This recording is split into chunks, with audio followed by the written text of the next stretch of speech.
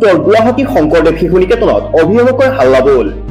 বিদ্যালয়খনৰ উপপ্ৰধান আচাৰ্য অক্ষয় কলিতাই দুগৰাকী ষষ্ঠ শ্ৰেণীৰ ছাত্ৰক নিৰ্মমভাৱে প্ৰহাৰক লৈ এই পৰিস্থিতি ছাত্ৰজনক চিকিৎসালয়ত চিকিৎসাৰ বাবে প্ৰেৰণ অভিযুক্ত উপপ্ৰধান অক্ষয় কলিতাক বিদ্যালয়ৰ বাহিৰত আবদ্ধ কৰি অভিভাৱকৰ জবাবদিহি অভিযুক্ত আচাৰ্যগৰাকীৰ বিৰুদ্ধে আছে বহু গুৰুতৰ অভিযোগ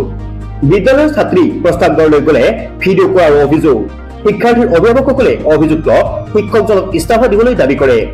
বিদ্যালয়খনত চলি অহা খামখিয়ালিৰ বাবে সমূহীয়া পদক্ষেপ কৰিছিল পৰিচালনা সমিতিৰ 7 গৰাকী কৰ্মকৰ্তাই মানে মই টিফিন খাবলৈ হাত ধুবলৈ গৈছিলো হাত ধুব যাওঁতে উপপ্ৰধান আচাৰ্য মোক টানিলৈ গৈছে টানিলৈ এক থাপৰ দি কেনে ৱালত এনেকে থাপৰ মাৰি ঠেলা মাৰি দিছে থাপৰ মাৰোতে মোৰ এনেকে পাইছো মই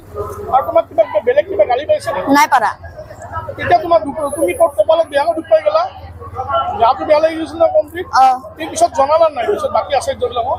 গম পাইছে আছে যাতে কিবা একো নকৰিলে তোমাক ডক্টৰলৈ নিনিলে আজি মানে যোৱাকালি আমাৰ স্কুলৰ উপপ্ৰধান আচাৰ্যই অক্ষয় কলিতা নে কি নাম উপপ্ৰধানৰ অক্ষয় কলিতাই দুজন ল'ৰাক বেয়াকৈ মাৰিছে তাৰ হৈ আমি গাৰ্জেনখিনি আহিছিলোঁ এজন ল'ৰাক ৱালত মাথা মাৰি কপালটো ৱালটো মাথাটো ফুলাই দিছে আৰু তেখেতে দ্বিতীয় কথা হ'ল তেখেতে 15 মিনিট দেৰিকৈ স্কুলত আহিছে আৰু সদায় তেখেতে 15 মিনিট দেৰিকৈ আহে আৰু সেইকাৰণে তেখেতক আমি সোমাব দিয়া নাই